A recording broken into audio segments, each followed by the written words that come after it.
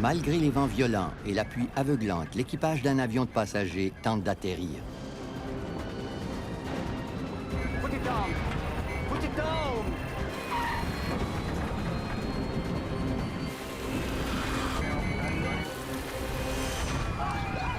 Après un atterrissage terrifiant, les gens à bord luttent désespérément pour survivre. La seule chose qui m'importait, c'était de retrouver ma fille Emily pour la protéger de l'explosion.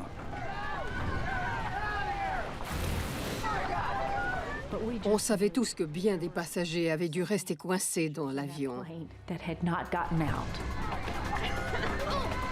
the door! Open the door!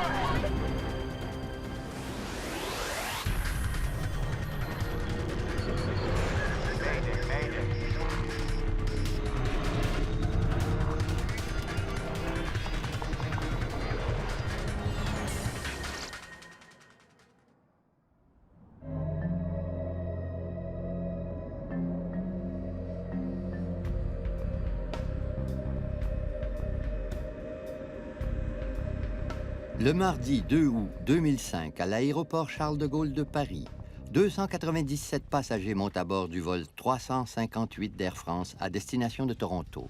Bonjour. Far aisle, left hand side.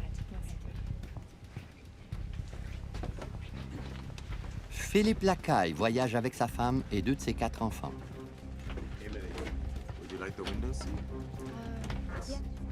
Mais la famille est reléguée à l'arrière de l'énorme avion à réaction, dans 2 rangées différentes. Nous avons été séparés d'Emily.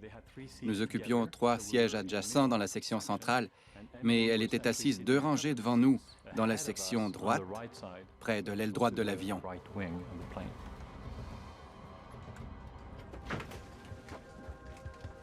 De son côté, Joan Cordery Bondoc rentre enfin chez elle après avoir fait un séjour en Asie. J'avais changé mon itinéraire 2 jours avant le vol pour revenir de Bangkok à Paris et attraper un vol direct vers Toronto. Tandis que les passagers montent à bord, l'équipage technique s'installe dans le poste de pilotage de l'Airbus A340. Le commandant de bord, Alain Rosé, a 57 ans et il vole pour Air France depuis plus de 20 ans. Son copilote, Frédéric Nault, est âgé de 43 ans. Do you want to start, or should I? Why don't you fly first and then I'll take over for landing in Toronto. I check the weather. Aujourd'hui, les 2 hommes ont décidé que le commandant Rosé exécuterait le décollage de Charles de Gaulle, tandis que le copilote Nault effectuerait l'atterrissage à Toronto. Destination Toronto Pearson. Les membres de l'équipage technique se partagent souvent les opérations aériennes afin de permettre aux copilotes d'acquérir de l'expérience. L'avion utilisé par Air France est l'un des plus sécuritaires de l'aviation commerciale. Depuis leur mise en service en 1993, les Airbus de la série A340 ont obtenu une excellente cote de sécurité. Air France 358. Air France 358, runway 27 left. Cleared for takeoff. Cleared for takeoff. Air France 358. Have a good afternoon, gentlemen. Quelques minutes avant 14 heures, le vol 358 prend son envol au-dessus de Paris.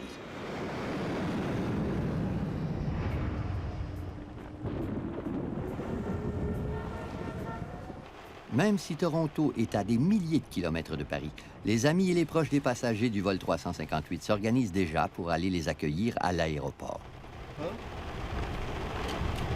Audrey, I won't forget. I'll make sure to pick up Mom and Dad. No, I won't forget the 2 brats either. Get them all. Comme notre fils Julien passait l'été à Toronto, il devait venir nous chercher à l'aéroport. Sis, I'll give you a call as soon as I get in. Don't worry. I got it covered. Okay? All right. Talk to you soon. Bye. Center, we have a humidex advisory and extreme heat alert for Toronto, as well as a thunderstorm warning in effect for Toronto.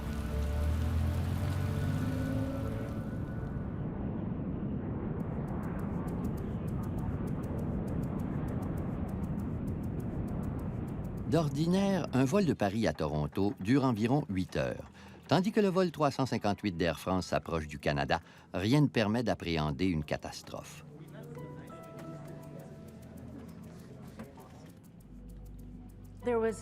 C'était une journée magnifique. Le soleil brillait et on ne voyait rien d'autre qu'un ciel bleu et des nuages immaculés. Malgré la présence du commandant Rosé et du copilote No, le pilote automatique effectue la plupart des manœuvres. Conformément au plan des deux hommes, Rosé a cédé le contrôle de l'avion à son collègue. We have a new weather report. Ils reçoivent régulièrement des bulletins météo en provenance de Toronto. Overcast and rainy with a chance of thunderstorms. Temperature in the low 20s.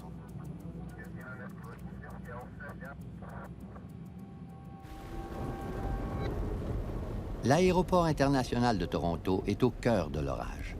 Les pistes sont balayées par la pluie et le vent et les éclairs déchirent le ciel. C'est pourquoi les autorités aéroportuaires ont déjà mis l'aéroport Pearson en état d'alerte. Cela signifie que les dangers présentés par la foudre sont tels que le personnel de piste n'est pas autorisé à procéder à l'entretien des avions.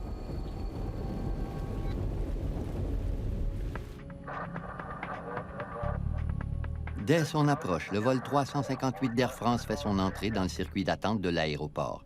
Il devra attendre la fin de l'orage. Air France 358, Roger on delay.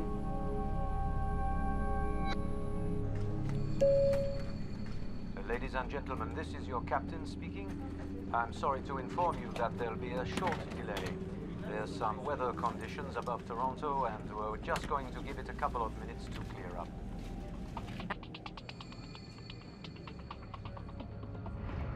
L'Airbus est maintenant en procédure d'attente au nord-est de Toronto. Leur seule autre option serait d'atterrir à l'aéroport d'Ottawa à 300 km de distance. En ce moment, les réservoirs de l'avion contiennent environ 7500 kg d'essence, plus qu'il n'en faudrait pour voler jusque-là. Le détournement de près de 300 passagers vers Ottawa entraînerait des problèmes logistiques quasi insurmontables. Mais l'avion ne pourra pas tourner très longtemps autour de l'aéroport Pearson. Pour ne pas manquer d'essence, l'équipage devra rapidement prendre la direction d'Ottawa. Air France, Toronto arrival. Your hold is now canceled. You are cleared for a WASI 2 arrival. Maintain 5,000 feet. Air France 358, Roger on cancellation of hold. Cleared for WASI 2 arrival and maintain 5,000. Ce jour-là, le délai est de courte durée. Même si l'orage continue de gronder près de l'aéroport, l'Airbus reçoit son ordre d'atterrissage.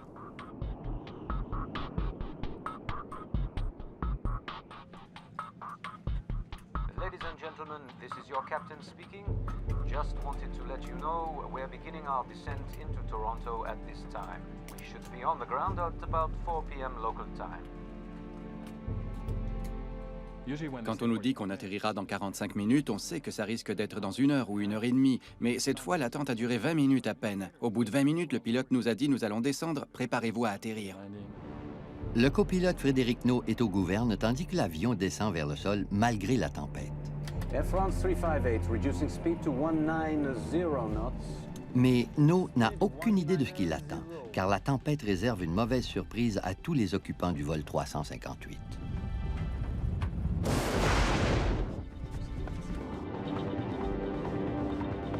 Flaps 2. Flaps 2. F-speed. Gear down. Landing gear down. Spoilers armed. 4 green. Landing gear down. Spoilers armed. 4 green.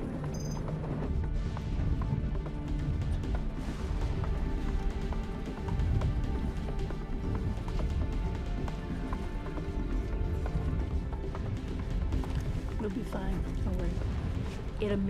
Le ciel est soudainement devenu très sombre. Les nuages étaient noirs et il y avait de la turbulence. À l'extérieur, le temps était nettement orageux. Mais en ce qui me concernait, ce n'était rien d'autre qu'un atterrissage sous la pluie. Bref, rien d'extraordinaire.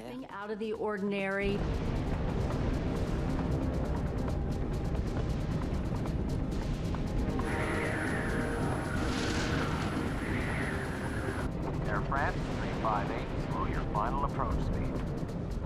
Le copilote Frédéric No a mis l'avion en position. Il est prêt à atterrir. Air France 358, Roger. Flaps to full. Flaps full.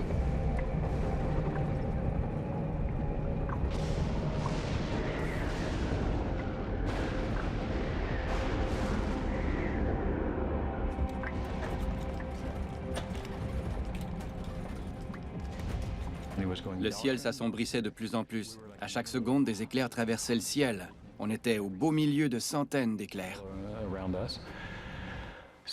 Les gens devenaient nerveux, même très nerveux. J'étais nerveux, moi aussi.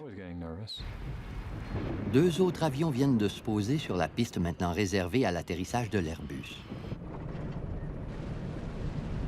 Air France 358, this is Toronto Tower. Toronto Tower, Air France 358, go ahead. You are cleared to land runway 24 left. Be advised, the preceding aircraft reports braking action is poor, and they estimate the surface winds near the runway as 290 degrees at 15 to 20 knots. Braking poor, 15 knots, gust to 20. Air France 358, thank you. L'Airbus est dirigé vers la piste 24 gauche, ce qui lui permettra d'atterrir contre le vent.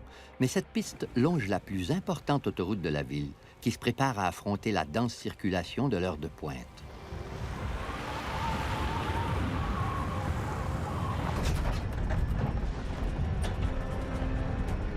Malgré les vents imprévisibles et la piste détrempée, l'équipage se prépare à atterrir. Select auto brakes to medium. Medium is set.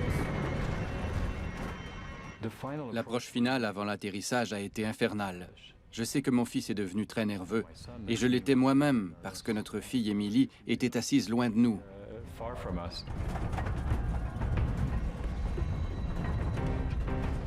J'ai resserré ma ceinture de sécurité au maximum, car je m'attendais à une mauvaise expérience.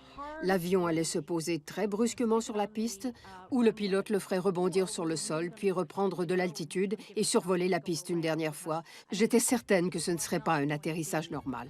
Just a normal landing. Landing. Autopilot, auto thrust off. À 16h02, le vol 358 d'Air France vrombit au-dessus de la piste.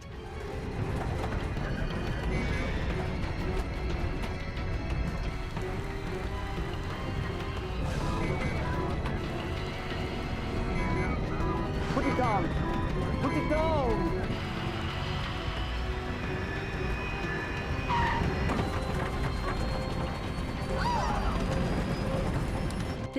De mémoire, cet atterrissage demeure le plus intense et le plus rude de tous ceux que j'ai vécus.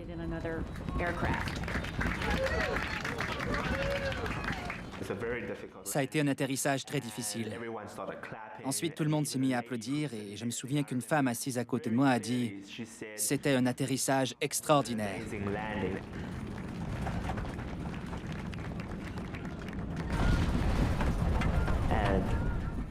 Elle avait à peine fini sa phrase quand la situation a tourné au désastre.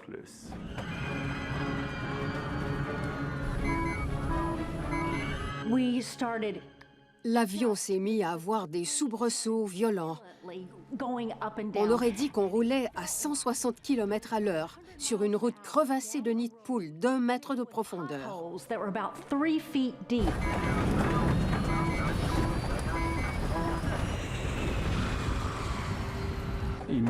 On a tout de suite vu une espèce de rayonnement orange. Je n'oublierai jamais cette image. Ma fille était assise à quelques rangées devant nous, dans la section droite de l'avion. Elle a tourné la tête vers nous et nous a regardés, les yeux grands ouverts.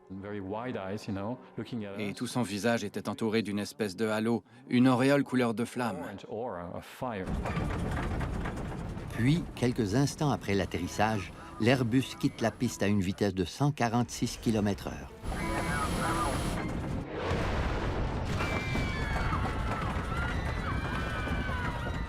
À ce moment-là, j'ai cru qu'on allait tous mourir. Qui aurait pu survivre à un tel accident? Je nous croyais perdus.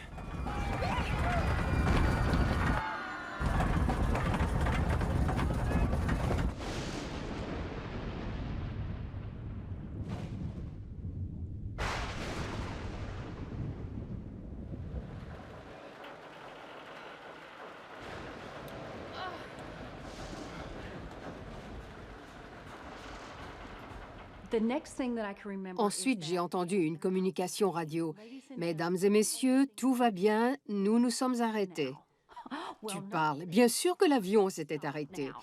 Mais je savais que ça n'allait pas si bien parce que je sentais l'odeur du carburant. Tandis que l'odeur du carburant se répand dans la cabine, les passagers sont pris de panique.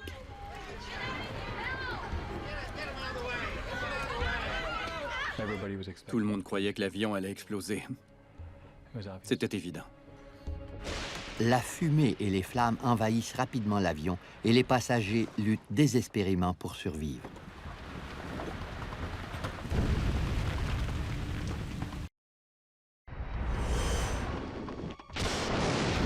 Un Airbus d'Air France vient de sortir de piste à l'aéroport international de Toronto et près de 300 passagers tentent d'évacuer l'appareil en flammes.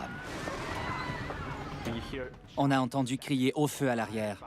À ce moment-là, tout le monde a paniqué. Ils disposent de quelques secondes pour sortir, sinon ils mourront tous. On sait que durant un incendie, l'air devient irrespirable en l'espace d'environ 2 minutes. La règle est d'essayer d'évacuer les gens en 90 secondes, ce qui leur laisse une certaine marge de sécurité. Les 297 passagers tentent désespérément de sortir.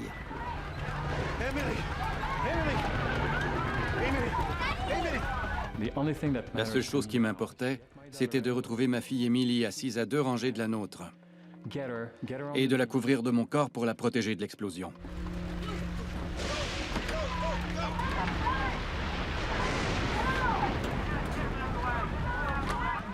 J'ai voulu récupérer mon sac de voyage et mon ordinateur portatif. Puis je me suis dit, et si je mourais à cause de cet ordinateur? À ce moment-là, j'ai décidé de laisser tomber et de sortir. L'avion dispose de 8 sorties de secours, mais plusieurs secondes après l'écrasement, la plupart ne sont toujours pas ouvertes. Les gens grimpaient par-dessus les sièges. Ils se poussaient. Il n'y avait aucune entraide.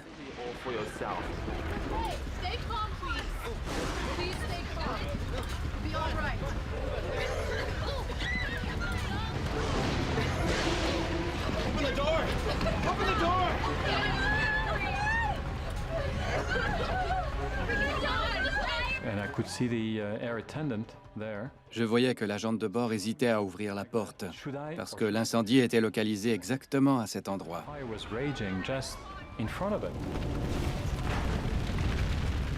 L'homme qui me précédait avait récupéré son sac de voyage qui le gênait, c'était évident. Il voulait l'emporter sur la glissière d'évacuation. Cet homme était assez corpulent et la glissière mal déployée n'atteignait pas le sol. Eddie Ho a trouvé une issue de secours, mais sans glissière d'évacuation. Les gens poussaient vers l'avant. Je ne pouvais pas m'arrêter. Je me disais, non, je ne veux pas sauter. Nous sommes à 5 mètres du sol. Dans le poste de pilotage, le commandant Rosé est gravement blessé. Son siège a été littéralement arraché par la force de l'impact. De précieuses secondes se sont déjà écoulées. Enfin, une agente de bord parvient à dégager l'issue de secours proche des lacailles. Malgré la fumée et les flammes qui jaillissent du moteur en feu, les passagers sortent de l'avion. J'ai poussé les enfants dehors. Ma femme est descendue par la glissière et je l'ai suivie. Arrivés en bas, nous avons évité les bouts de métal tordus et enjambé le sol labouré par la carcasse de l'avion avant de courir à travers les broussailles.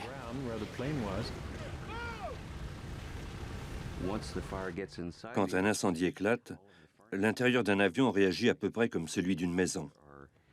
Il contient des meubles, donc des mousses et des matériaux qui s'enflamment et produisent des gaz toxiques. C'est la cause principale des décès associés à un incendie.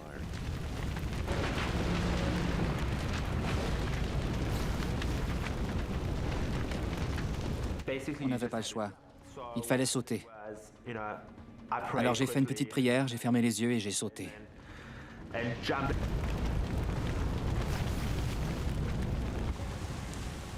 La famille Lacaille gravit péniblement la colline que l'avion a dévalée en catastrophe. À ce moment-là, l'avion a explosé. Une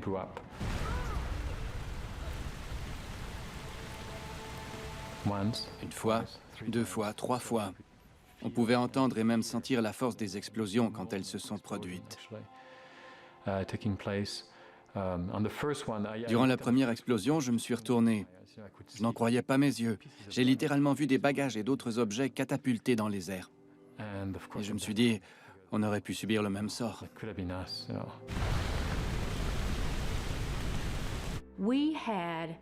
On avait une excellente vue de l'avion. Je voyais de la fumée noire sortir de l'appareil et des flammes jaunes, oranges et rouges s'en échapper.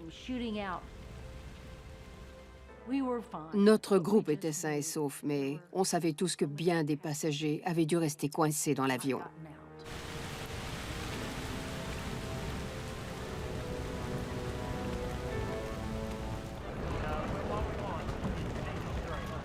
Les passagers sont arrivés complètement trempés par la pluie. Leurs vêtements s'étaient couverts de boue durant l'escalade de la colline et plusieurs d'entre eux pleuraient en arrivant au sommet.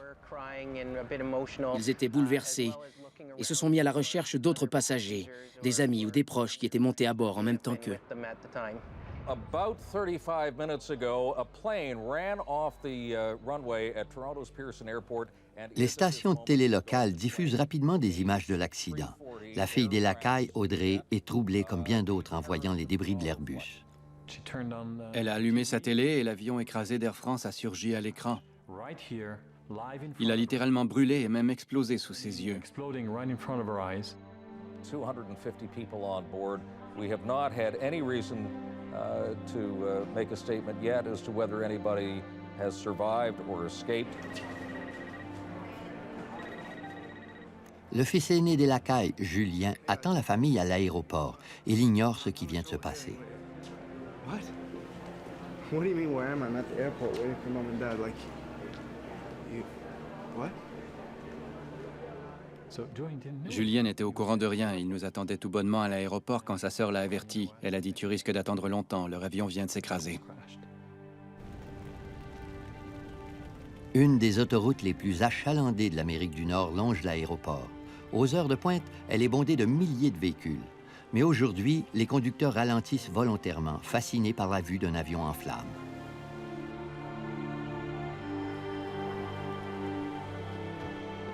Hébétés et plutôt secoués, certains passagers se rendent jusqu'au bord de l'autoroute.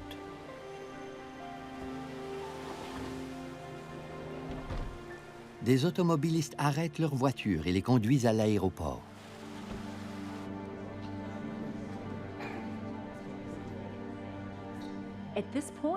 À ce moment-là, il y avait à peine 25 ou 30 personnes à l'aéroport. C'était impossible de ne pas se demander si nous étions les seuls survivants. Tandis que les survivants arrivent par petits groupes, les autorités s'efforcent de faire le compte des passagers et de l'équipage. Ils étaient complètement désorganisés. Les haut-parleurs ne diffusaient aucun communiqué et on ne voyait aucun signe visible d'organisation. Nous étions tous entassés dans un recoin, certains passagers étaient en colère et il fallait attendre son tour. Certaines personnes ont dit « L'accident d'avion, c'était la première catastrophe. La seconde, c'est la façon dont ils se sont occupés de nous. »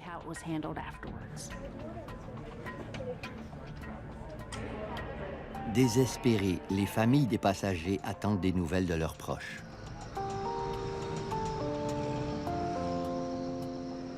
Julien Lacaille n'est pas le seul à craindre le pire.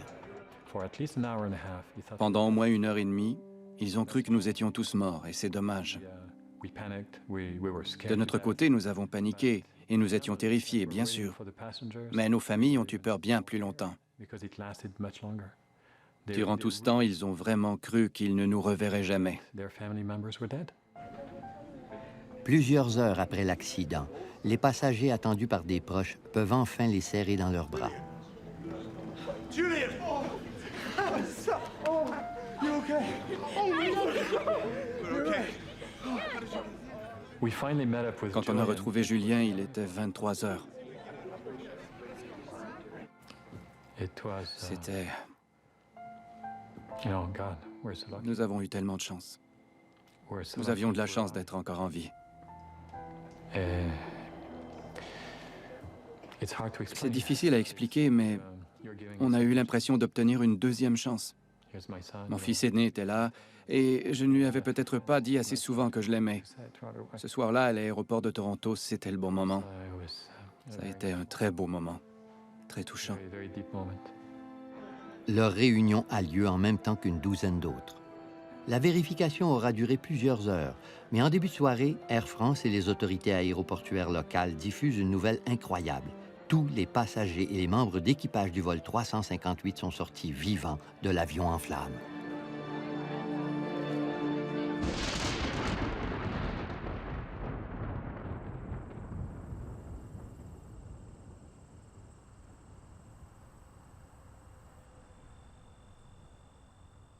Le lendemain, il ne reste plus que de la fumée et des restes carbonisés sur le site de l'accident. L'Airbus A340 est un appareil sophistiqué à la fine pointe de la technologie et doté d'une cote de sécurité impressionnante. Que s'est-il donc passé?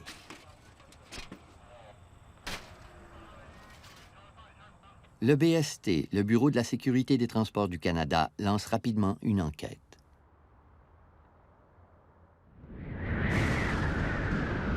Landing, autopilot, auto thrust off. Tout l'après-midi, l'aéroport a été aux prises avec des éclairs incessants et une pluie torrentielle. Le mauvais temps pourrait-il avoir provoqué le désastre? Put it down! Put it down!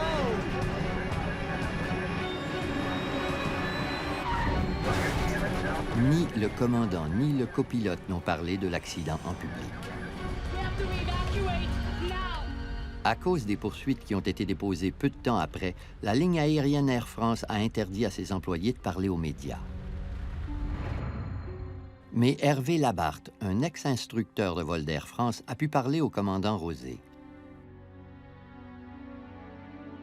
Et il m'a dit, donc ça c'est le fait que je ressors de cette conversation, il m'a dit avoir demandé au contrôle, ou plus exactement, avoir informé le contrôle que là, il était vraiment tout près d'envisager de dégager. Et ce qu'il m'a dit, c'est que le contrôle lui avait dit, lui avait répondu, on va ouvrir le terrain très vite.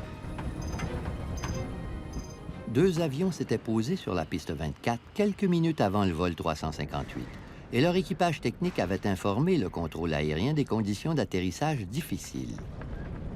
Air France 358, Toronto Tower. Toronto Tower, Air France 358, go ahead. We're cleared to land runway 24 left. Be advised, preceding aircraft reports braking action is poor, and they estimate the surface winds near the runway as 290 degrees at 15 to 20 knots. Braking poor, 15 knots, gust to 20. Un vent de 20 nœuds est puissant, mais il n'excède pas les limites prescrites pour l'atterrissage d'un Airbus A340. Mais lorsque les enquêteurs du BST étudient les images radars de l'aéroport, ils découvrent une réalité bien différente. Au moment où le vol 358 atterrissait, une violente averse a traversé la piste du nord au sud, propulsée par une rafale d'environ 33 nœuds. Les deux pilotes d'Air France ont donc dû affronter des conditions atmosphériques bien plus mauvaises que celles qu'on leur avait annoncées. Landing, autopilot, auto thrust off. 33 nœuds, c'est la limite maximum de vent traversier spécifiée dans le cas du A340, et sur une piste sèche. Alors, quand on parle de 33 nœuds à 90 degrés, on empiète sur les limites de l'aéronef. Et en examinant les plans de l'aéroport, les enquêteurs font une autre découverte. Ce jour-là, des problèmes d'entretien et l'orage lui-même ont contraint les contrôleurs aériens à utiliser la piste 24 gauche pour plusieurs atterrissages. Or, c'est la piste la plus courte de l'aéroport. Aveuglés par la pluie et propulsés par des vents imprévus, dirigés vers la plus courte piste, les pilotes du vol 358 étaient en fort mauvaise posture. Depuis 4 heures en vol, ils savaient qu'il y avait des orages terribles, alerte rouge, etc. C'est ce qui, pour moi, pose le plus de problèmes parce que... Est-ce qu'ils étaient fatigués? Est-ce qu'il y avait un peu de laisser aller de la routine? Mais en tout cas, c'est clair qu'ils n'ont pas mesuré le danger. Il est évident que l'équipage technique n'a pas perçu de danger dans les informations qu'on lui communiquait. Il a donc tenté d'atterrir. Un atterrissage dans ces conditions était certes risqué, mais parfaitement réalisable. Les enquêteurs ne comprennent toujours pas pourquoi l'avion a quitté la piste. Au mois d'août 2005, durant un violent orage, un Airbus d'Air France quitte inexplicablement la piste d'un aéroport de Toronto. Pour éclaircir le mystère, les enquêteurs étudient les archives de l'aviation commerciale. En 1999, un accident quasi identique a eu lieu à Little Rock, dans l'État de l'Arkansas. Sous la menace des éléments, l'équipage d'un avion à réaction d'American Airlines est parvenu à poser l'appareil, qui a dérapé hors de la piste quelques instants plus tard. 11 personnes sont mortes ce jour-là.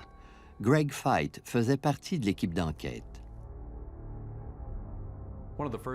Je me suis immédiatement souvenu du premier écrasement. Dès qu'on a diffusé des informations à propos de l'accident d'Air France, j'ai trouvé qu'il ressemblait étrangement à celui d'American Airlines. Dans l'affaire de Little Rock, Greg Feit avait découvert qu'une erreur de l'équipage technique avait significativement augmenté les risques d'accident. Les pilotes n'avaient pas suivi la liste de vérification. Ils n'avaient pas armé les déporteurs sol, dont le rôle est de réduire l'effet de portance des ailes et de poser lourdement l'aéronef sur les roues principales afin de maximiser l'efficacité des freins. Les déporteurs sol ne sont qu'un des outils utilisés par les pilotes pour freiner leur énorme avion. Des inverseurs de poussée détournent la puissance des moteurs vers l'avant pendant l'atterrissage et des freins sophistiqués contribuent au ralentissement des réacteurs. Afin d'éliminer toute possibilité de défaillance mécanique, les enquêteurs vont vérifier les 3 systèmes de freinage de l'Airbus d'Air France. L'un d'eux a été détruit par l'incendie, mais les 2 autres sont toujours en état de fonctionnement.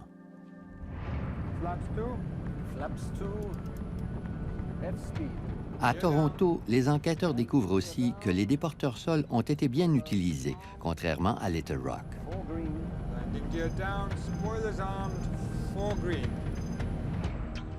De plus, un examen des moteurs révèle que les inverseurs de poussée étaient déployés. Aucune erreur technique n'a été découverte. Mais avant la fin de l'enquête, un journal français publie une nouvelle fracassante.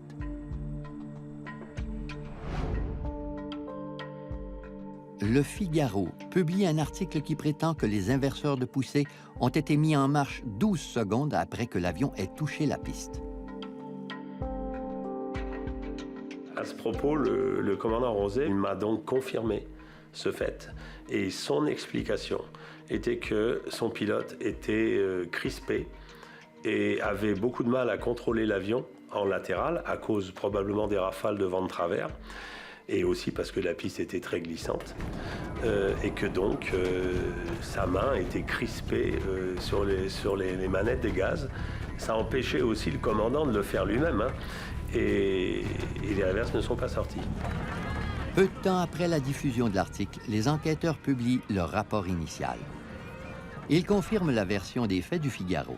Le Bureau de la sécurité des transports du Canada révèle en effet que même si les inverseurs de poussée ont été découverts en position de fonctionnement, ils n'avaient pas été déployés dès l'atterrissage de l'Airbus.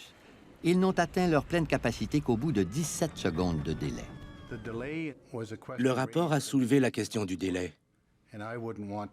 Il m'est impossible d'en connaître la cause, mais je sais que normalement, les pilotes déploient les inverseurs de poussée le plus rapidement possible pour obtenir un ralentissement maximal.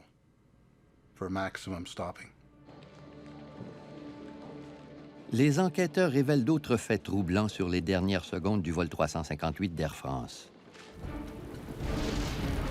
Lorsque l'Airbus s'est approché de la piste, son altitude était 2 fois supérieure à la normale.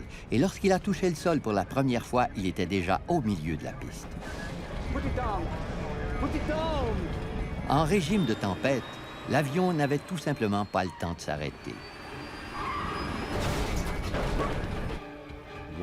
Lorsqu'un pilote découvre que son avion atterrit à mi-piste, il doit prendre une décision. Il peut rester au sol et tenter de rétablir une mauvaise situation, ou il peut annuler l'atterrissage, remettre les moteurs, soulever l'avion et faire un cercle pour reprendre son approche et amorcer un second atterrissage. Mais les décisions sont prises conjointement dans un poste de pilotage, car le commandant de bord et son copilote forment une équipe. Si le commandant voit que l'atterrissage va mal se terminer, il doit remettre les gaz. Il doit faire cette procédure d'atterrissage interrompu. C'est une obligation. Et bien entendu, si le copilote de lui-même le voit, c'est à lui de le faire en premier. Hein. Mais le commandant de bord a cette responsabilité d'intervenir pour ne pas laisser se dérouler un atterrissage trop long, ça c'est clair. Lorsque l'Airbus s'est approché du sol, il ne lui restait que 1500 mètres de piste. Et lorsqu'il s'est posé, de longues secondes se sont écoulées avant que les inverseurs de poussée ne se mettent en marche. Est-ce que l'action des réverses immédiates aurait fait une différence?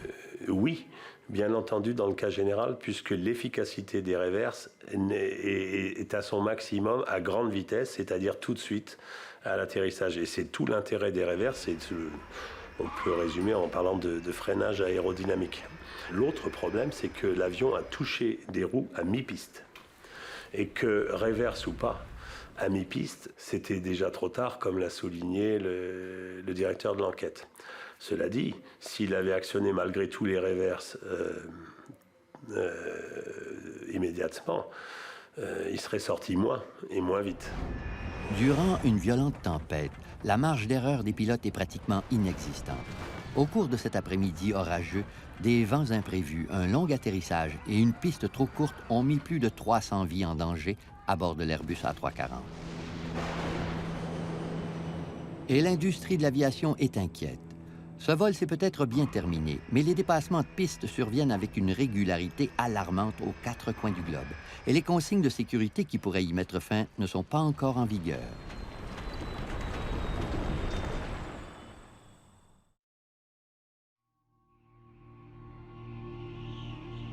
Au mois d'août 2005, le vol 358 d'Air France a dérapé hors de la piste d'un aéroport de Toronto.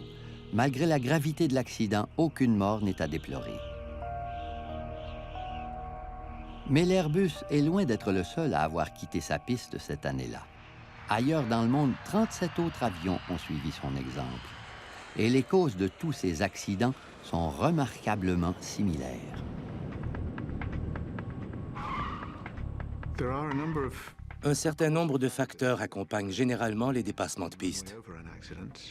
Entre autres, les conditions météorologiques et l'état de la surface de la piste. Elle est souvent mouillée, verglacée ou couverte de neige. Une vitesse supérieure à la vitesse d'approche normale et qui n'est pas réduite au moment de l'atterrissage est un autre facteur courant. Au moins un de ces facteurs joue un rôle dans la plupart des dépassements de piste. Certains dépassements de piste ont une issue fatale. À Chicago, un avion de Southwest Airlines a quitté la piste plusieurs mois après la tragédie d'Air France, tuant un enfant assis à bord d'une voiture qui roulait sur l'autoroute voisine de l'aéroport.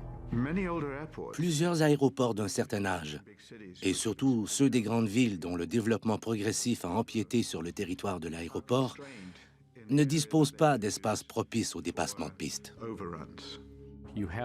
Il ne faut pas oublier que la contamination d'une piste par la neige, la glace ou l'eau stagnante réduit automatiquement la capacité de freinage d'un avion.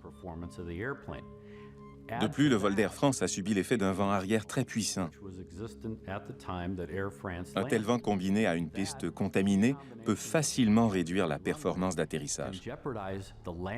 On parle d'une augmentation du facteur de risque de 50%. L'Organisation de l'aviation civile internationale préconise une zone de sécurité de 300 mètres au bout des pistes qui accueillent les vols internationaux. Mais les normes canadiennes sont moins strictes.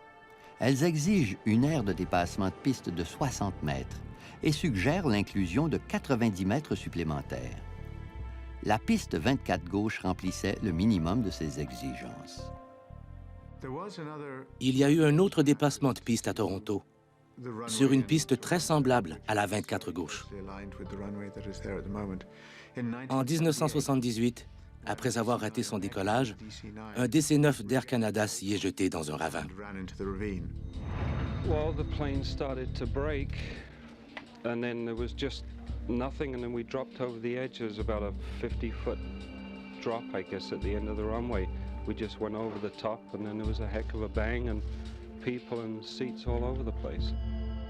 En 1978, 2 personnes sont mortes dans l'accident du vol d'Air Canada. Le rapport d'enquête du coroner recommandait le remblayage du ravin, mais ces recommandations n'ont pas été suivies. La pente était assez raide et la dénivellation était d'environ 15 mètres. Si vous prenez un gros appareil fragile et complexe comme un avion commercial et que vous le faites tomber d'une hauteur de 15 mètres, eh bien, il va se briser. Il existe une solution au problème des dépassements de piste, mais elle n'est pas appliquée à Toronto, ni dans la plupart des aéroports internationaux. Il s'agit de l'EMAS, le système d'arrêt d'aéronefs de sol meuble. On étale cette pierre ou ce gravier artificiel jusqu'à une certaine profondeur. Ceux qui ont déjà roulé en vélo dans une carrière de gravier savent qu'il s'arrête très rapidement et qu'il est à peu près impossible de pédaler hors du gravier. C'est le même principe pour les avions. Aux États-Unis, plusieurs aéroports utilisent le système, contrairement à la plupart des aéroports internationaux. C'est beaucoup plus efficace qu'un frein à friction. Quant aux inverseurs de poussée et aux déporteurs sol, il n'y a aucune comparaison. Mais tous ces systèmes d'arrêt, s'ils sont correctement utilisés, peuvent immobiliser un gros avion, quel que soit l'état de la piste, et sur une courte distance.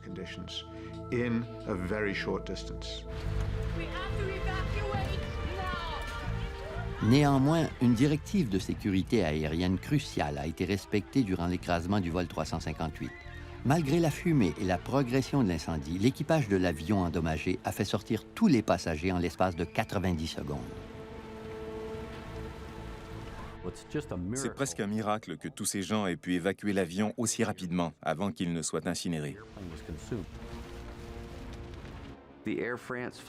Le vol d'Air France est digne de mention parce que tout le monde s'en est sorti relativement indemne. Des gens ont été blessés, oui, mais ils ont réussi à sortir de l'avion. Je crois que c'était une très bonne évacuation compte tenu des circonstances. Le commandant de bord, Alain Rosé, ne volera sans doute plus jamais pour Air France. Ses blessures ont exigé une physiothérapie intensive et au moment de l'accident, il était à moins de 3 ans de la retraite. Le commandant Rosé, il revivait tous les matins les flammes, le bruit, sa blessure, et il était très triste de terminer sa carrière comme ça en ayant cassé un avion. C'est affreux pour un pilote, affreux. Le copilote Frédéric Nault a écopé d'une suspension de 3 mois après l'accident, mais au début de l'an 2006, il est remonté dans le cockpit d'un avion d'Air France. Certains rapports déclarent qu'après avoir aidé le commandant Rosé à s'échapper, il a été la dernière personne à sortir de l'avion. Tout comme l'équipage, les passagers subissent encore les répercussions de l'écrasement. Pendant un certain temps, j'ai fait des cauchemars toutes les nuits et des images me revenaient durant la journée. Je ne pouvais pas dormir ni manger. Et je me posais toujours la même question. Pourquoi suis-je ici? Une telle vulnérabilité est terrifiante. Mais elle m'a appris à être fort.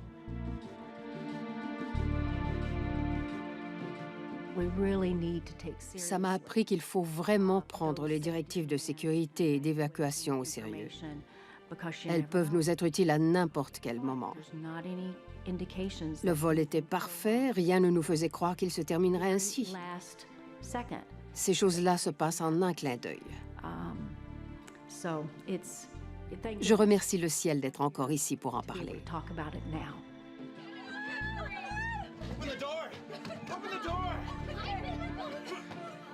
L'accident a eu des conséquences, bien sûr, certaines négatives, d'autres très positives. L'aspect négatif, ça a été de se dire « Seigneur, je vais mourir, c'est horrible ». Ensuite, j'ai fait des cauchemars, j'ai été traumatisé, et mes enfants aussi. Mais il ne faut pas oublier l'aspect positif. Je suis encore en vie. On m'a donné une deuxième chance. Ma femme, mes enfants et moi, nous avons tous ressenti le même effet positif après l'accident. Il faut donner aux autres. C'est une expérience très thérapeutique. Plus on donne aux autres, mieux on se sent. Je me dis que si j'ouvre mon cœur à mon prochain, j'en tirerai sûrement un bienfait, moi aussi.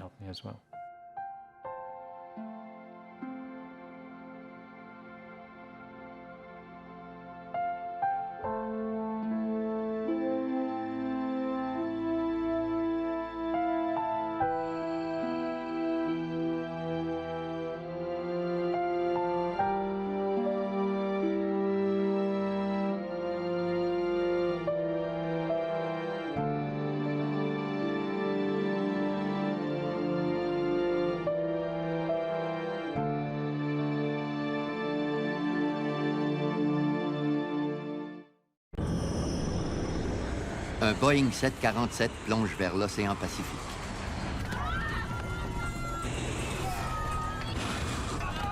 Les passagers bondissaient de leur siège.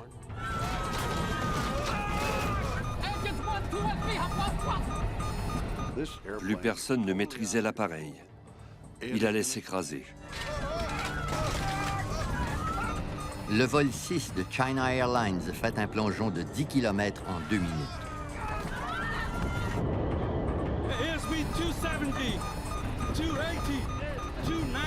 L'avion se désintègre en se précipitant vers l'océan.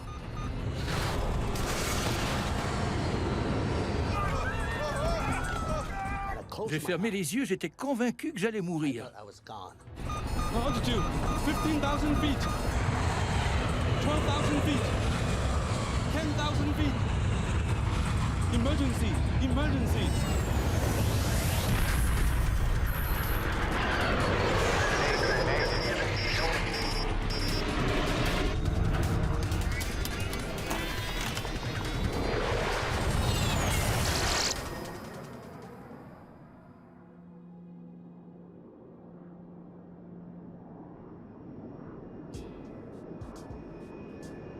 Le 19 février 1985, un vol de China Airlines survole l'océan Pacifique à 12 000 mètres d'altitude, en direction de Los Angeles.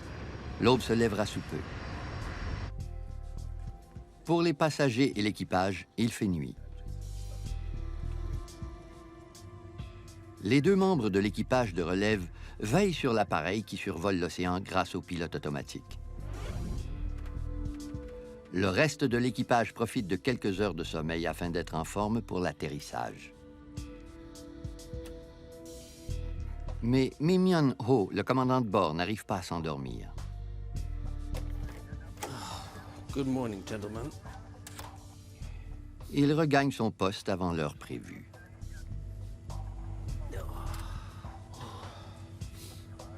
Thought I'd keep you company. Le commandant de bord n'est pas le seul à passer une nuit blanche. Sexan Canyo et son meilleur ami Alex Knoll célèbrent une occasion spéciale. Sexan fête son 30e anniversaire. Mon anniversaire a duré longtemps. Je gagnais 12 heures en retournant à Los Angeles. Alors, on buvait du champagne à plus de 12 000 mètres d'altitude. Bien peu de gens ont cette chance. Bill Peacock, assis en première classe, a parcouru le monde entier comme employé du gouvernement américain. C'était un vol bien ordinaire. J'étais assis confortablement en première classe. J'ai lu un peu, puis je me suis endormi.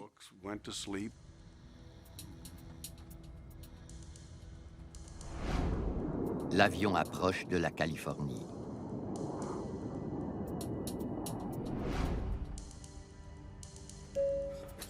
Good morning, ladies and gentlemen. We will shortly be serving you breakfast. For those of you who wish to adjust your watches, the local time in Los Angeles is now 7 a.m. Sleep well? Very well, sir. Thank you. Good morning, Captain. Good morning. L'équipage technique se réunit après une pause de 5 heures.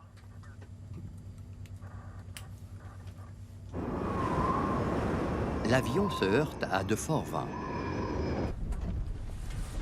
Ladies and gentlemen, this is your captain speaking. We're experiencing some light air turbulence.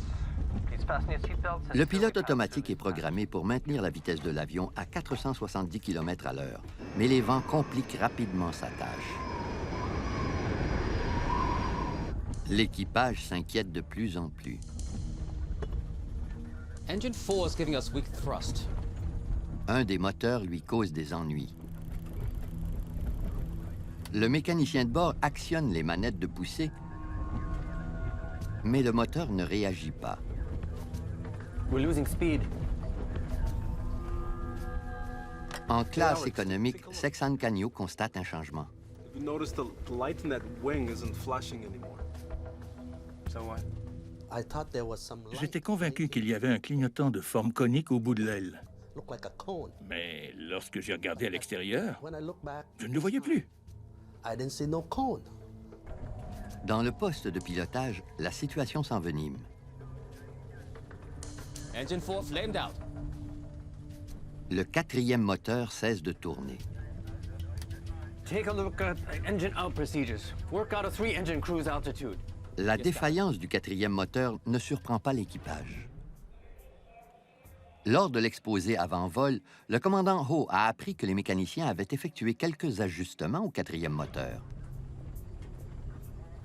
Le moteur était peut-être défectueux.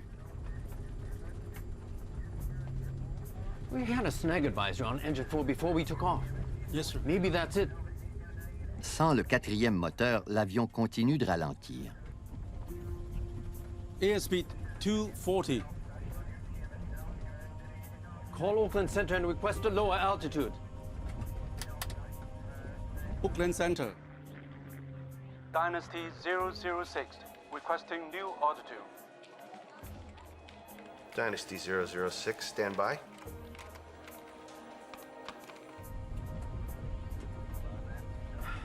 Reignite engine 4. Yes, Captain. À cette altitude, il y a très peu d'oxygène. Il est peu probable que le moteur se rallume.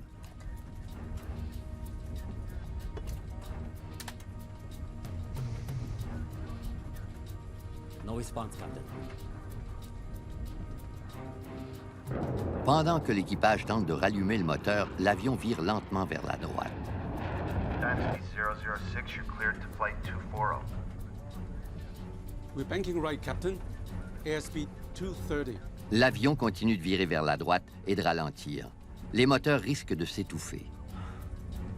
Altitude hold off. Nose down. Le commandant Ho espère accélérer le mouvement de l'appareil en piquant du nez. Mais rien à faire, l'avion vire de plus en plus abruptement.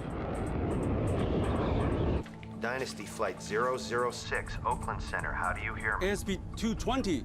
We're banking right, Captain. I'm disengaging autopilot.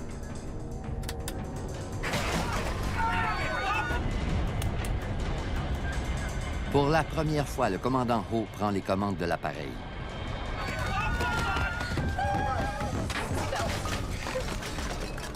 Il n'arrive pas à redresser l'appareil, car le ciel est très nuageux. Il lui est impossible de voir l'horizon. I've lost ADI. The ADIs have malfunctioned. It's going out of limits. Quelques minutes après la défaillance du quatrième moteur, l'appareil décroche et plonge vers le sol.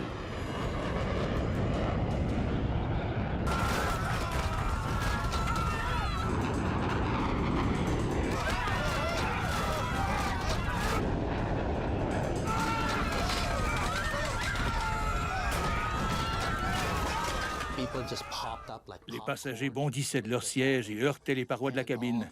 Les plateaux de thé chaud et de nouilles frappaient les passagers de plein fouet. Les compartiments bagages se vidaient. Le bruit des rivets qui éclataient ressemblait à celui d'un projectile d'arme à feu. Pourtant, au milieu de l'océan, personne ne nous tirait dessus. Nous ignorions si nous allions nous en sortir. Le vol 6 de China Airlines poursuit sa course folle vers l'océan.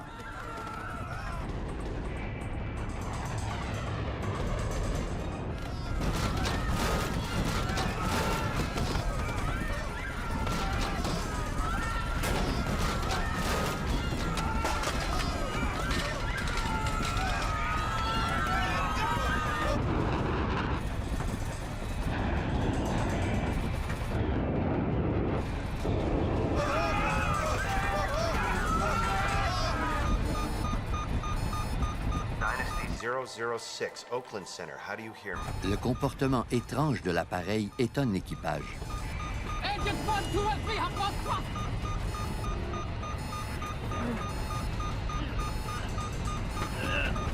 No response, Captain. Le mécanicien de bord tente de redémarrer le quatrième moteur malgré les mouvements brusques de l'appareil.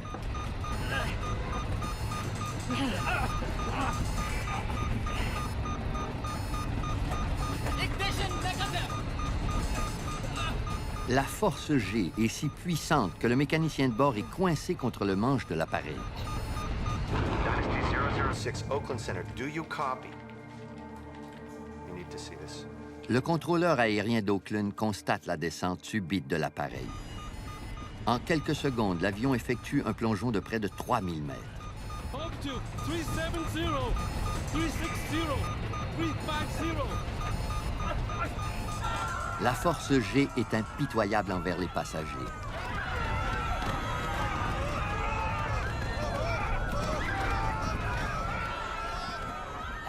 J'ai fermé les yeux. J'étais convaincu que j'allais mourir et que l'avion allait exploser en plein ciel. L'avion dépassera sous peu sa vitesse maximale. Approaching VMO. L'avion plonge à un rythme effréné, puis se redresse lentement.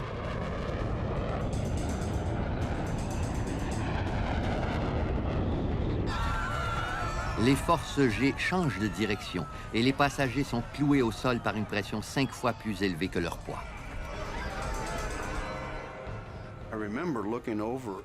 Le visage d'un Chinois assis tout près de moi, à l'air digne et raffiné, était complètement déformé, comme celui d'une statue de cire en feu. Il n'avait plus du tout la même forme. Pendant que l'équipage tente de maîtriser l'appareil, celui-ci ralentit. Airspeed 180 knots and falling. Dynasty 006, Oakland Center, how do you read me? Airspeed 140 knots and falling. L'avion descend encore, mais plus lentement. L'équipage aura peut-être la chance d'en reprendre la maîtrise.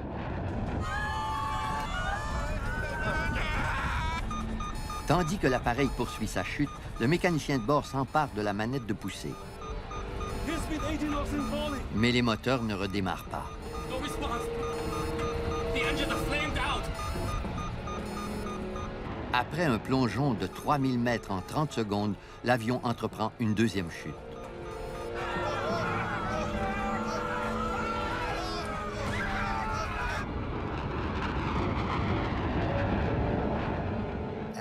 Cette fois-ci, l'avion piquait du nez, littéralement. Il plongeait à vive allure.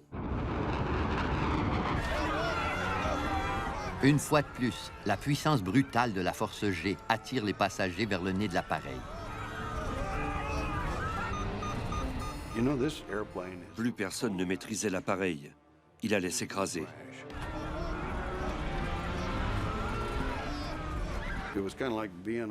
J'avais l'impression d'être sur un bateau qui tangue lorsque son moteur ne tourne plus. C'était effrayant.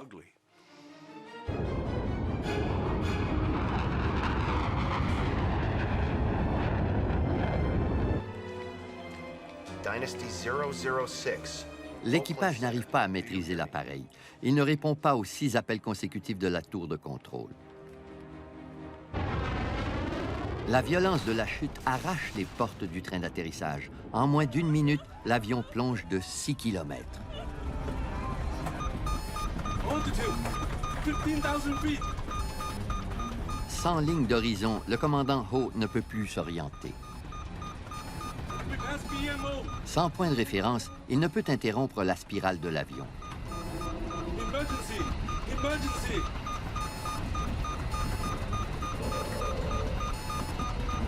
L'avion plonge de plusieurs kilomètres et surgit des nuages. Pendant qu'on plongeait, je pouvais très bien voir l'océan par le hublot, comme si je regardais à travers une loupe. Nous nous en approchions de plus en plus vite, et nous étions convaincus que nous allions mourir. Altitude 12,000 feet. Si le commandant Ho n'arrive pas à maîtriser l'appareil, celui-ci s'écrasera dans l'océan dans 30 secondes.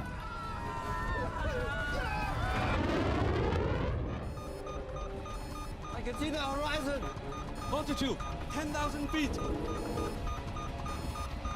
Le commandant peut enfin se fier à la ligne d'horizon pour redresser l'appareil.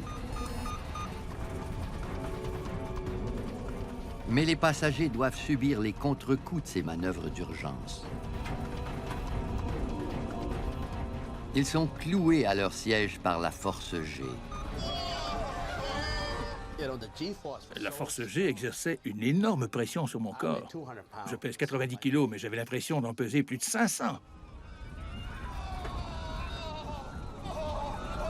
C'est une course contre la montre et il semble que l'avion remportera la victoire. L'avion se redresse lentement et l'indicateur d'assiette fonctionne de nouveau. Puis, mystérieusement, 3 des 4 moteurs se remettent à tourner. Engines 1, 2, and 3 are coming back. Engine 4 still negative. Reignite engine 4. Yes, Captain.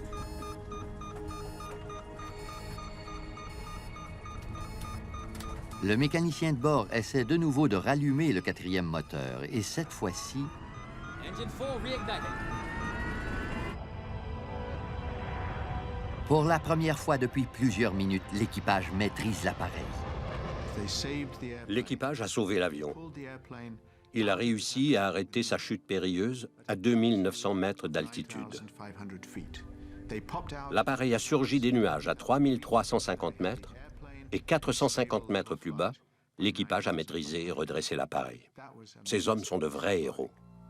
Ladies and gentlemen, this is the captain speaking. Is anyone hurt? Do we have a doctor on board?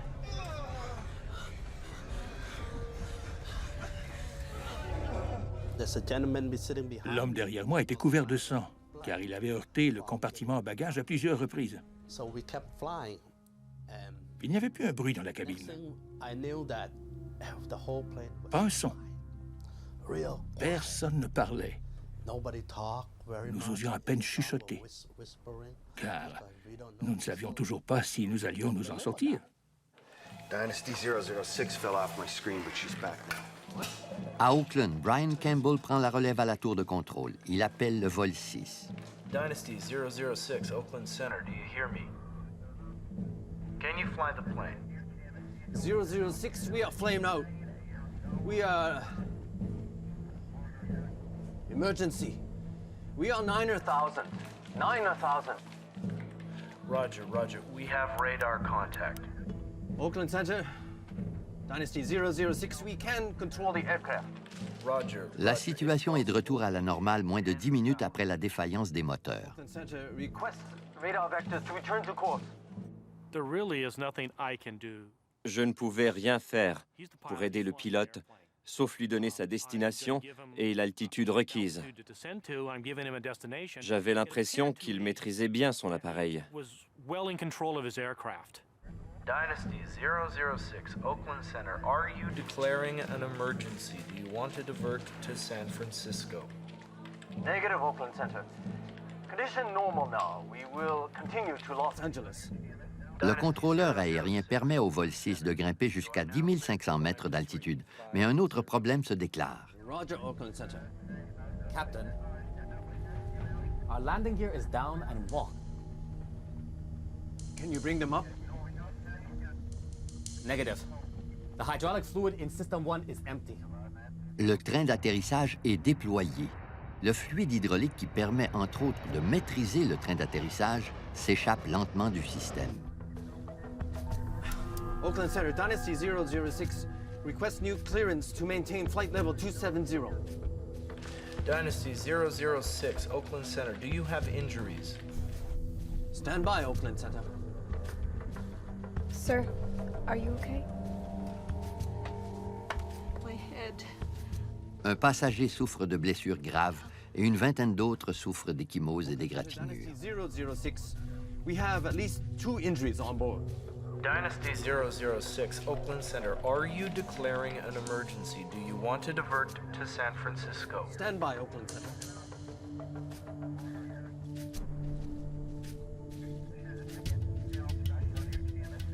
Oakland Center, Dynasty 006, we're declaring an emergency. We request a direct route to San Francisco. Tous les autres avions ont quitté les lieux et l'aéroport a immédiatement libéré la piste d'atterrissage. Il a pu atterrir à San Francisco dans les plus brefs délais. Dynasty 006, Oakland Center, you are now cleared. You are free to descend at pilot's discretion. Il y a plusieurs blessés à bord et l'appareil est endommagé. Les gouvernes de profondeur arrière qui contrôlent l'altitude de l'avion ne semblent pas fonctionner. Sans elles, le commandant Ho aura peine à atterrir en toute sécurité.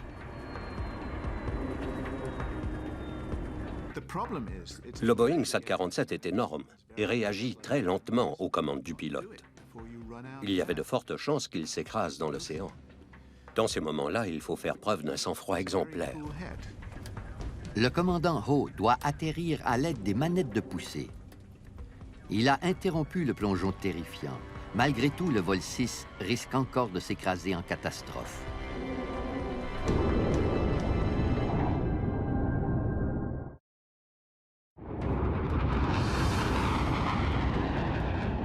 Le vol 6 de China Airlines a presque atteint sa destination lorsqu'il entreprend soudainement un plongeon vertigineux.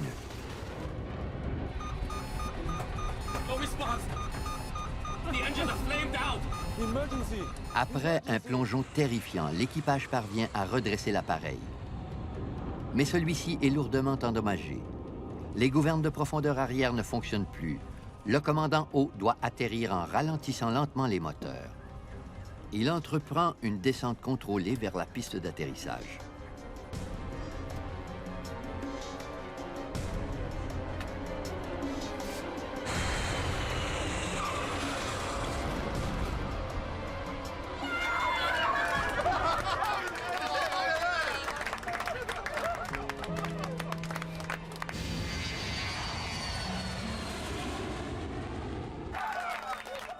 C'était un atterrissage parfait. Il a touché le sol comme si de rien n'était. Ladies and gentlemen, this is Captain Ho speaking. Wishing you a safe journey. I hope you enjoyed our uneventful flight. Thank you for flying China Airlines. I thought he was a hero. He saved our C'était un lives. héros. Il a sauvé notre vie. We fell Nous ne pouvions pas lui en vouloir. We don't know how far we fell that time. Non, il était un héros et tout le monde se portait bien. It was fine.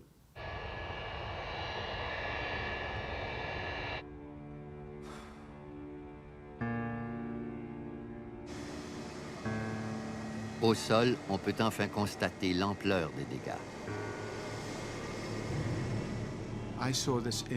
Une énorme pièce de machinerie lourde, plus grosse qu'un immeuble, gisait sur l'aire de trafic. Elle était déchiquetée. Le stabilisateur était gravement endommagé, comme si une tornade ou une grue en avait arraché des morceaux. J'étais étonné par l'ampleur des dégâts. On sait maintenant pourquoi l'équipage a éprouvé autant de difficultés à atterrir. La section arrière de l'appareil a été sévèrement endommagée pendant la chute de l'avion et lorsque les portes du train d'atterrissage sont tombées.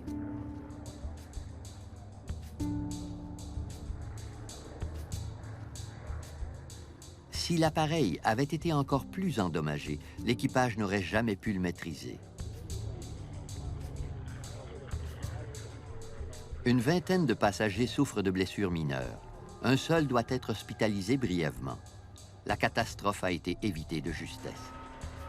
Mais comment expliquer une telle situation?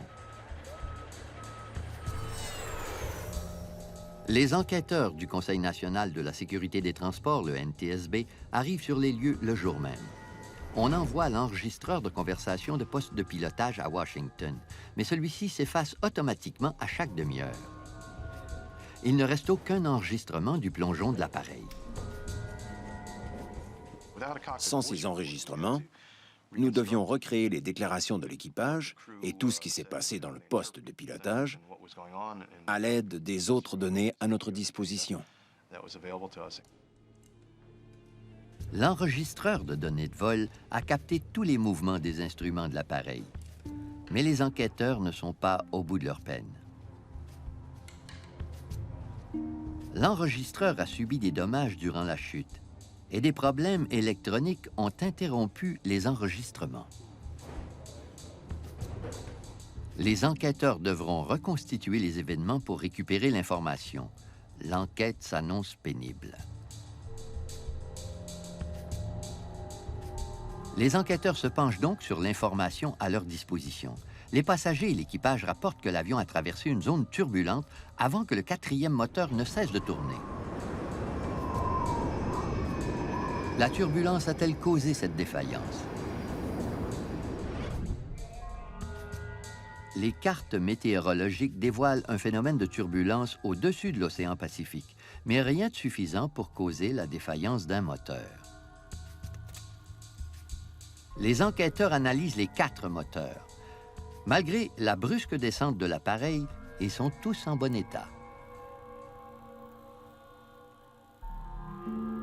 Mais les enquêteurs font une analyse plus poussée du 4e moteur puisque celui-ci avait déjà éprouvé quelques problèmes mécaniques. Un des moteurs fonctionnait anormalement.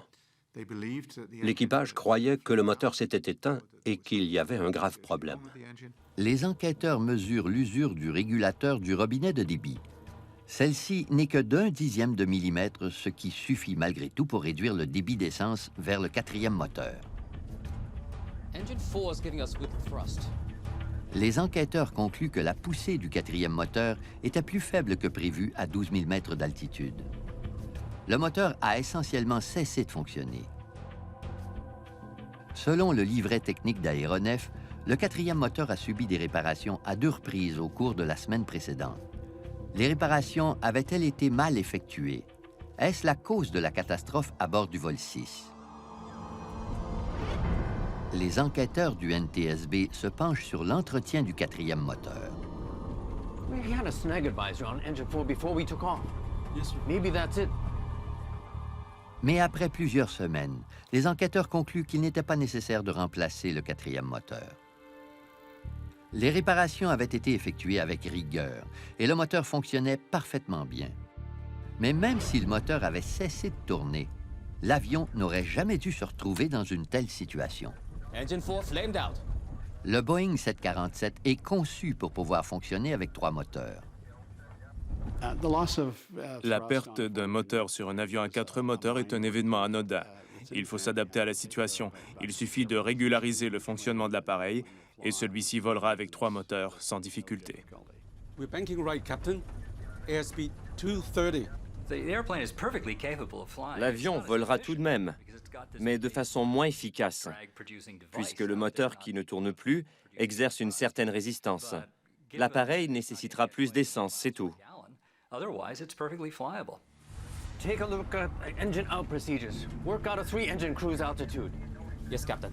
Les procédures à suivre en cas de bris de moteur sont claires, mais l'équipage du vol 6 ne les a pas suivies. Le pilote a plutôt tenté de rallumer le moteur immédiatement plutôt que de réduire son altitude. Reignite engine 4. Yes, Captain. Ils ont tenté de redémarrer le moteur à une altitude trop élevée.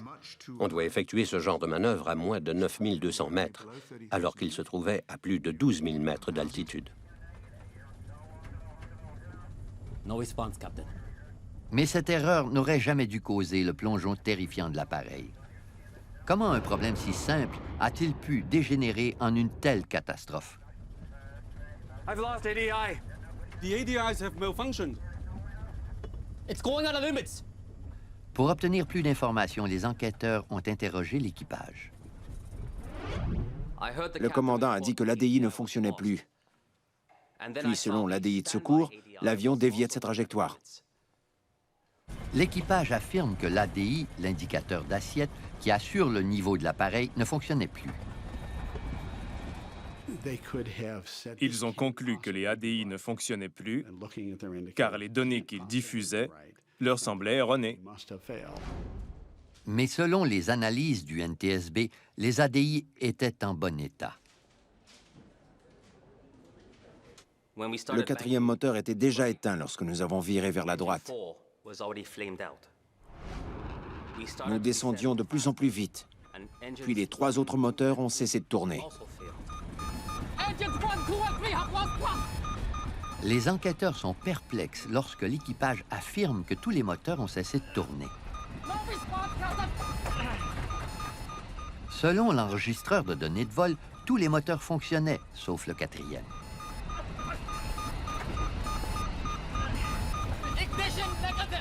Si les moteurs avaient tous cessé de tourner, d'autres problèmes seraient survenus, comme la dépressurisation de la cabine. Rien de tel ne s'est produit.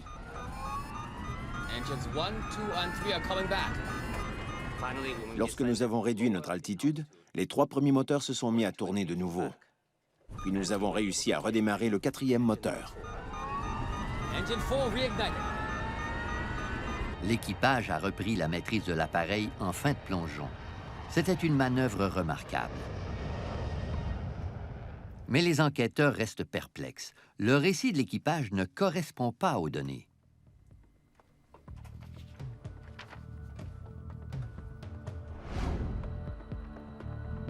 Après des mois d'enquête, ils réussissent à reconstituer les événements qui se sont déroulés au-dessus de l'océan Pacifique.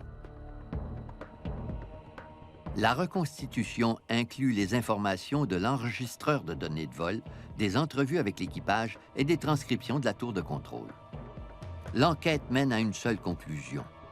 Le Boeing 747 était en parfait état, sauf pour l'usure du régulateur du robinet de débit. En effet, ce sont les décisions de l'équipage qui ont failli causer l'écrasement du vol 6.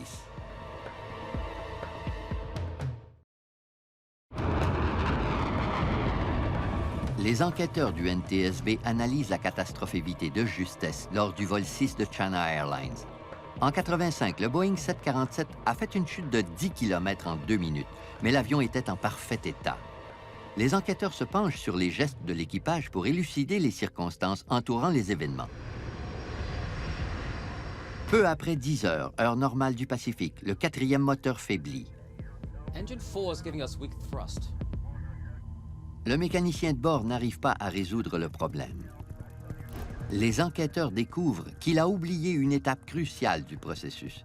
Il n'a jamais fermé la vanne de régulation d'air de prélèvement. Cette vanne aide à refroidir l'appareil en utilisant l'air du moteur. Lorsque le moteur ne fonctionne pas, on doit fermer la vanne afin que le moteur puisse utiliser tout l'air nécessaire pour redémarrer. C'est étonnant qu'il ait oublié de fermer la vanne. Il ne s'attendait probablement pas à l'ordre du commandant de rallumer le moteur à plus de 12 000 mètres d'altitude. Puisque la vanne était ouverte, il était impossible de redémarrer le moteur. Sans le savoir, le mécanicien de bord a déclenché une bombe à retardement.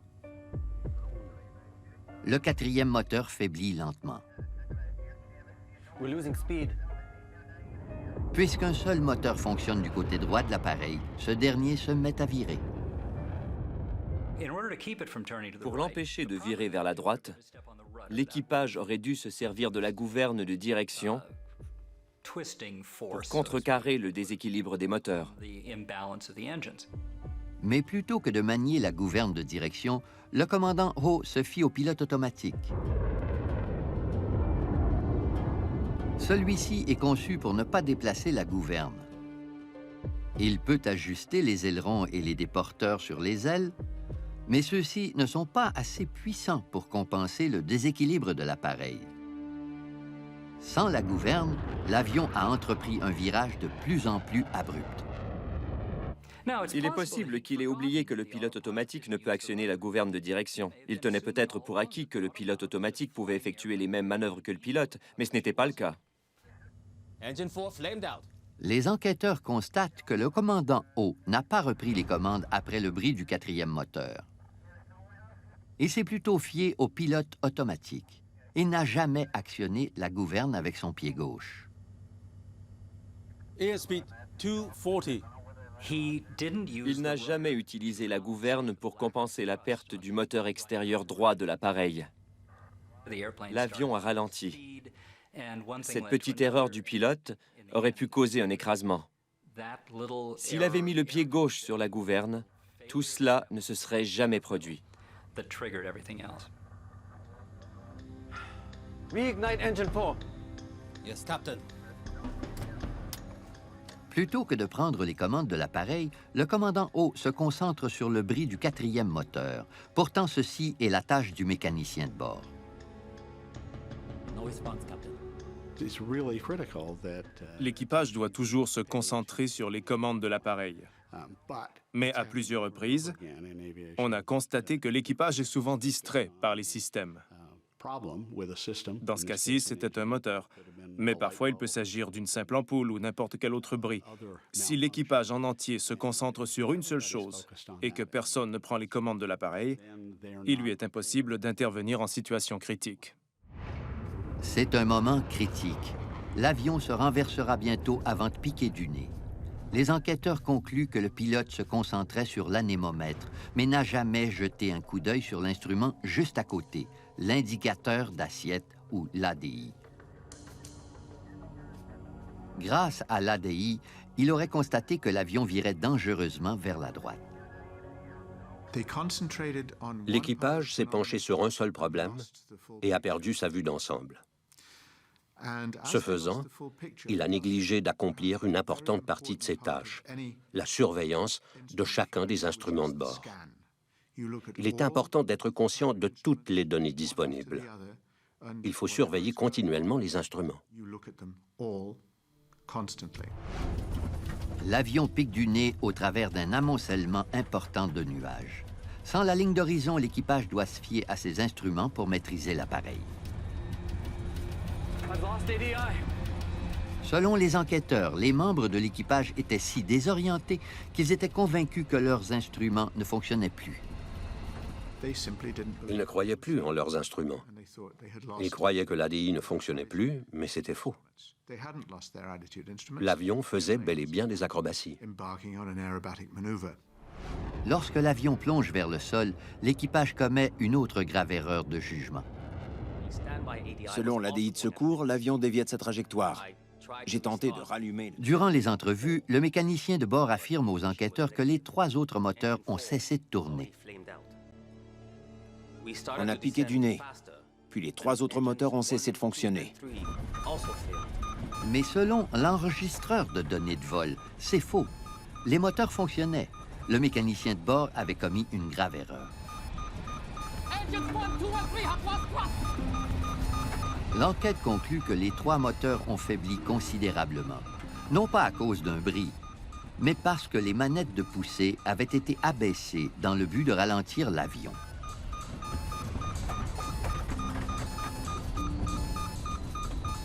Le mécanicien de bord ne l'a jamais remarqué.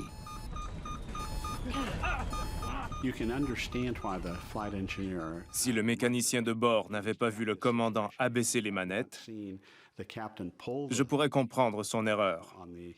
Il aurait pu effectivement penser que les moteurs tournaient au ralenti à cause d'un bris.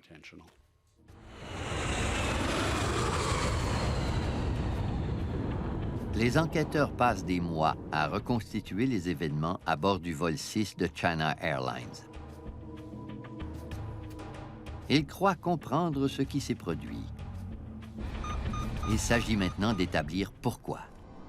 Les enquêteurs découvrent leur réponse en analysant les événements survenus quelques heures avant l'incident. Ils constatent un problème qui aura un impact sur les pilotes du monde entier.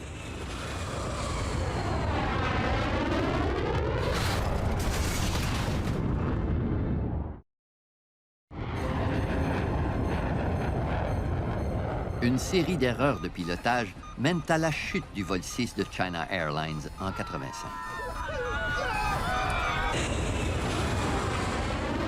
L'avion dégringole de 10 km vers l'océan Pacifique.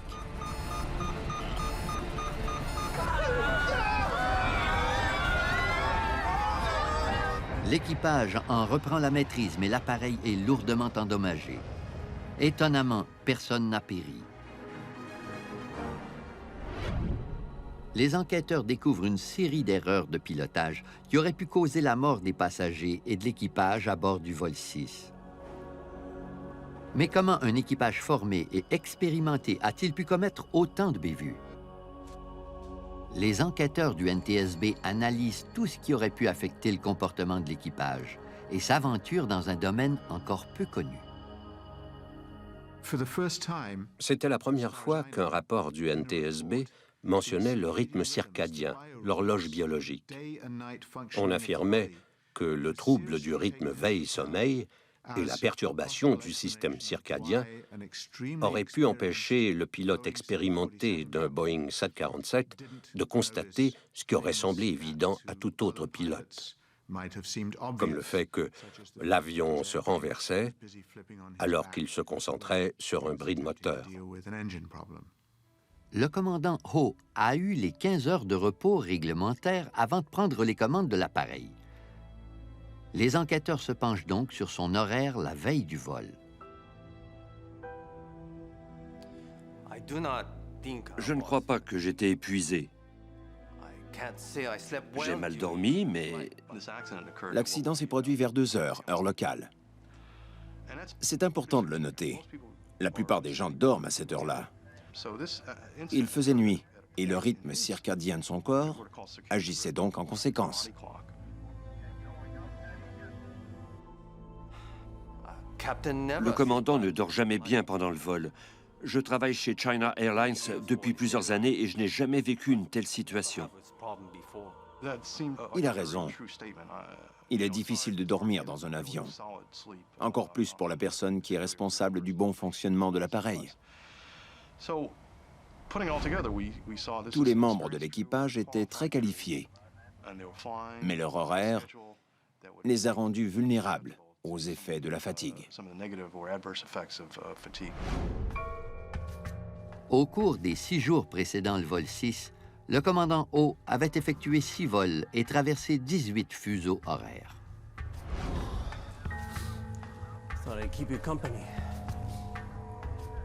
Selon les études du NTSB, le décalage horaire aurait pu contribuer à l'incident.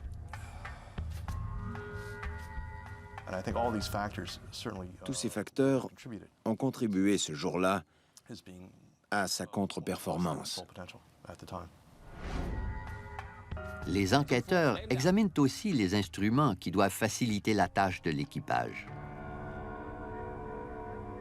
Take a look at engine out procedures. Work out a 3-engine cruise altitude. Yes, Captain. L'équipage dans le poste de pilotage est là pour réagir en cas de situation d'urgence. On tient pour acquis qu'il peut résoudre un problème rapidement, même s'il s'agit d'une situation que personne n'aurait pu prévoir.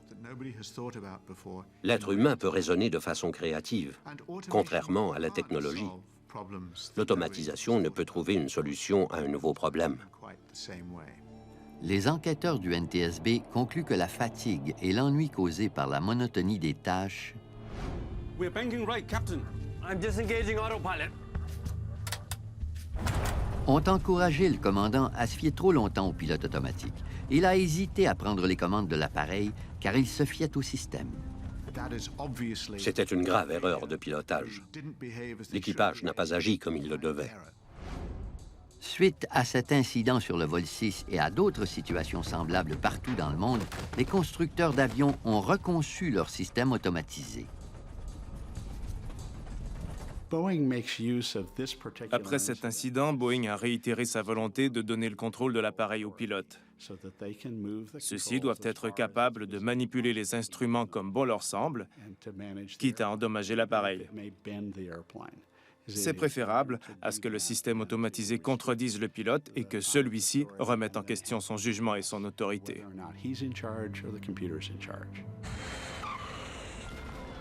Peu importe les erreurs de l'équipage, il a tout de même accompli son ultime devoir.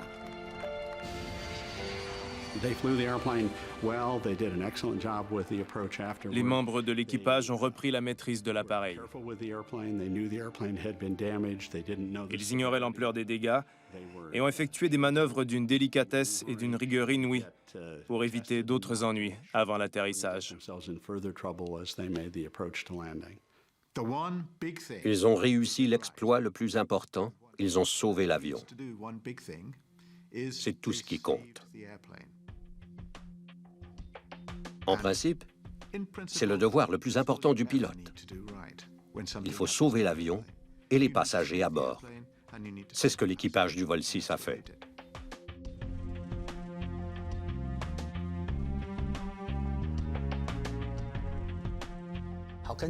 Jamais je n'oublierai ce moment. J'ai survécu. La chance m'a souri. Il faut croire que je ne devais pas mourir ce jour-là. Le pilote nous a tous sauvés. Il a commis une grave erreur, mais il s'en est sorti. Il y avait un autre héros ce jour-là, le Boeing 747. Il a subi des manœuvres et des contre-coups extraordinaires. Malgré tout, il a survécu.